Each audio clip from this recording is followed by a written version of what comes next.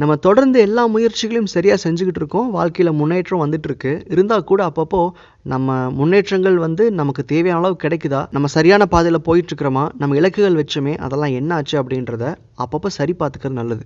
2020 கிட்டத்தட்ட 7 மாதம் முடிஞ்சிருச்சு. இந்த வருட தொடக்கத்துலேயோ இல்லை இதுக்கு முன்னாடியே கூட நீங்கள் ஏதாவது இலக்குகள் வச்சுருப்பீங்க, அதுக்காக நீங்கள் உங்களுடைய முயற்சிகளை செஞ்சுக்கிட்டு இருந்திருப்பீங்க. இப்போது 7 மாதம் முடிஞ்ச நிலையில் எந்த அளவுக்கு நீங்கள் முன்னேறி இருக்கீங்க, அதாவது நம்ம எதிர்பார்த்த விஷயங்கள் அடைஞ்சிட்டோமா அப்படின்னு செக் பண்ண வேண்டாம், ஆனால் அதுக்கான முன்னேற்றம் இருக்குதா, அந்த வழியில் நீங்கள் போக ஆரம்பிச்சிட்டிங்களான்னு பார்க்கணும். நம்ம தான் பிரபஞ்சத்தை நம்புகிறோமே, எல்லாத்தையும் நடத்திடும்ல, ஏன் செக் பண்ணோம் அப்படின்னா பிரபஞ்சம் எல்லாம் சரியாக கொடுத்துக்கிட்டு தான் இருக்கும். ஆனால் நம்ம எண்ணம், நம்ம நோக்கம் இன்னும் அதே அளவில் இருக்கான்ற செக் பண்ணிக்கணும். இது ஏன் இப்போ பேசுகிறோம் அப்படின்னா, இப்போ இருக்கிற சூழ்நிலைகள், நம்ம உலகம் பூரா பார்த்துட்டு இருக்கிற சூழ்நிலைகளை வச்சுக்கிட்டு அதை காரணமாக எடுத்துக்கிட்டு தான் வாழ்க்கையை ஆரம்பிக்காமே இருக்கிற எவ்வளோ பேர், இந்த வருஷத்தில் ஒரு முயற்சியும் செய்யாமல் இருக்க எவ்வளோ பேர் இருப்பாங்க. இல்லை இந்த முயற்சிகள்லாம் செய்ய தொடங்கினேன், ஆனால் இந்த சூழ்நிலையால் நான் பண்ணாமல் இருக்கேன் நிறைய பேர் சொல்லிட்டு இருப்பாங்க. இப்போது இது எல்லாத்துக்கும் பொதுவான ஒரு சூழ்நிலை தான், எல்லாரும் இதை ஃபேஸ் பண்ணிட்டுருக்குறாங்க, எல்லாத்துக்கும் அதனால் கஷ்டங்களும் இருக்குது, பண அளவில் நிறையா பிரச்சனைகளும் இருக்கலாம்.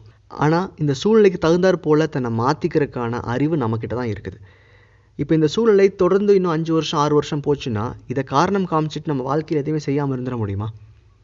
இப்போ எவ்வளோ பேர் இதை 1 மாதத்தில் ரியலைஸ் பண்ணியிருப்பாங்க, 2 மாதத்தில் ரியலைஸ் பண்ணியிருப்பாங்க, இல்லை அட்லீஸ்ட் ஒரு 3 மாதத்தில் 4 மாதத்தில் ரியலைஸ் பண்ணியிருப்பாங்க. ஆனால் இன்றைக்கி நிறைய பேர் 7 மாதம் தாண்டியும் எனக்கு இதுதான் சூழ்நிலை, இதுதான் பிரச்சனை, அதனால தான் நான் எதுவுமே பண்ணாமல் இருக்கேன், என் லைஃப்பில் எல்லாமே இதனால தான் நடக்குதுன்னு சொல்லிட்டு இருப்பாங்க. நான் எல்லா விதத்துலையும் தயாராக இருக்கேன், ஆனால் அந்த சூழ்நிலை தான் என்னை எல்லா விதத்துலையும் தடுக்குதுன்னு ஒரு தவறான நம்பிக்கையோடு இருக்கீங்கன்னா இந்த வீடியோ உங்களுக்கு ஒரு தெளிவான வாழ்க்கையை காமிக்கும்.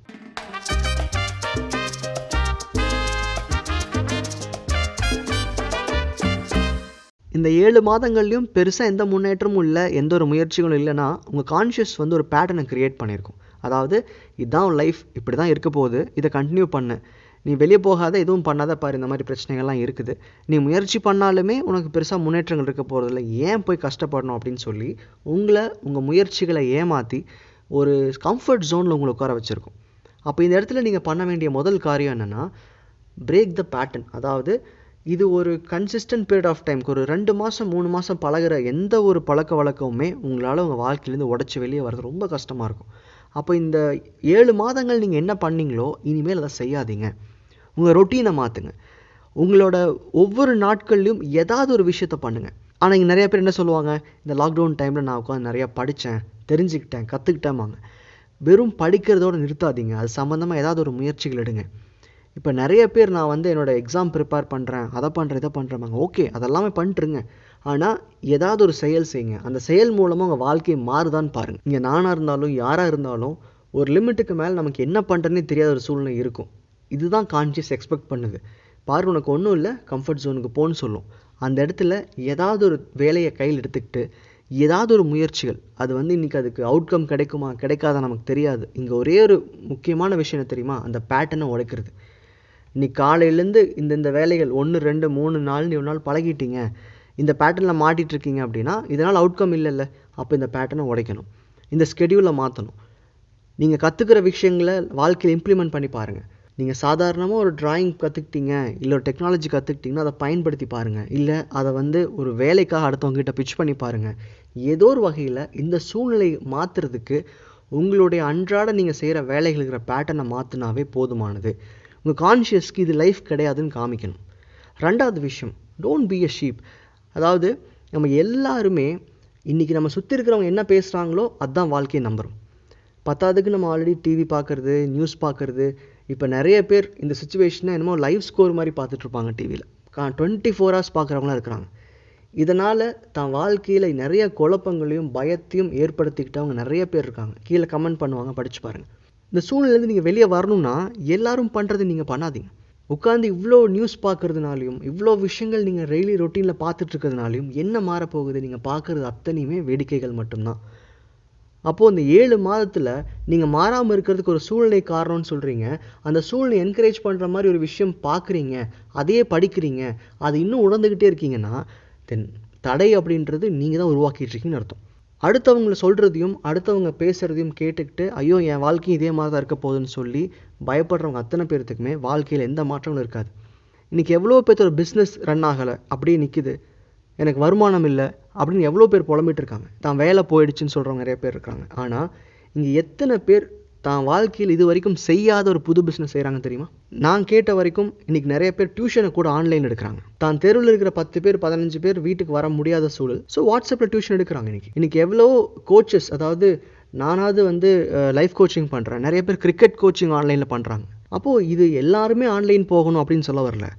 உங்களுடைய சூழல்லேருந்து வெளியே வர்றதுக்கு நீங்கள் இந்த சுச்சுவேஷனை பார்த்துட்டும் அடுத்தவங்க சொல்கிறத கேட்டுக்கிட்டும் அடுத்தவங்க எப்படி இருக்கிறாங்க, பக்கத்து வீட்டுக்காரங்க எதுவும் பண்ணாமல் இருக்கிறாங்க, என்னுடைய கசின் எதுவும் பண்ணாமல் இருக்கிறாங்க, என் ஃப்ரெண்ட்ஸ் எதுவுமே பண்ணாமல் இருக்காங்கன்னு சொல்லி அதையவே ஃபாலோ பண்ணாமல் இன்றைக்கி உங்கள் வாழ்க்கையில் ஏதாவது ஒரு முயற்சி பண்ணி இதுலேருந்து வெளியே வர பாருங்கள்.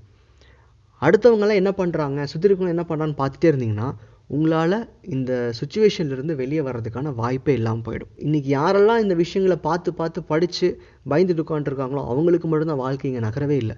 இன்றைக்கி எவ்வளோ பேர் நிறைய புது பிஸ்னஸ் உருவாக்கியிருக்காங்க, இது வரைக்கும் தான் வாழ்க்கையில் அடையாத வெற்றிகள் அடைஞ்சிருக்கிறாங்க. அப்போது ஒரு சூழ்நிலை நம்ம வாழ்க்கையை மாற்றி அமைக்கிறதுக்கான வாய்ப்புகளே கிடையாது. கடைசி விஷயம், ஃபைண்ட் ஆல்டர்னேட்டிவ் ரூட்.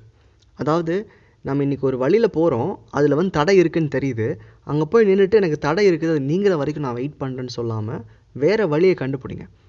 இன்றைக்கு வரைக்கும் ஒரு ஐடி ஜாபில் உட்காந்துட்டு இருந்திருப்பீங்க, இல்லை ஒரு பிஸ்னஸ் பண்ணிட்டு இருந்திருப்பீங்க, இன்றைக்கி அது நகர மாட்டேங்குது, அது என்னால் இன்றைக்கி எதுவும் பண்ண முடியாமல் இருக்குது. அப்போது ஆல்டர்னேட்டிவ்ஸ் கண்டுபிடிங்க.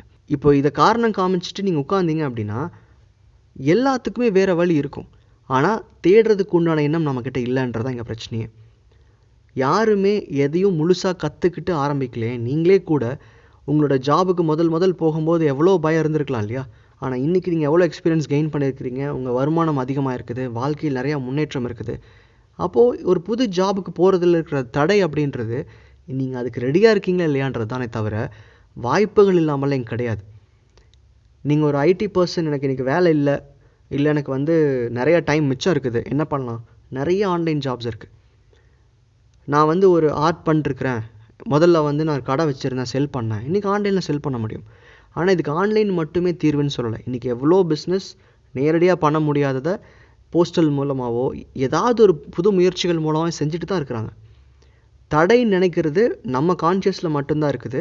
ஆப்பர்ச்சுனிட்டின்னு தேடினீங்கன்னா எதிலிருந்தும் எந்த சூழ்நிலையிலிருந்தும் வெளியே வர முடியும். இன்னும் 2020 5 மாதம் மிச்சம் இருக்குது. இந்த 5 மாதத்தில் நீங்கள் பண்ண போகிற முயற்சி, ஒரு வேளை 2020 தான் உங்கள் வாழ்க்கையோட ஒரு பெரிய தொடக்கத்துக்கான வருடமாக இருக்கலாம். உங்கள் வாழ்க்கையில் ஒரு மறக்க முடியாத நல்ல வருஷமாக கூட இருக்கலாம். இன்றைக்கி அந்த முயற்சியை தொடங்குங்க. நன்றி.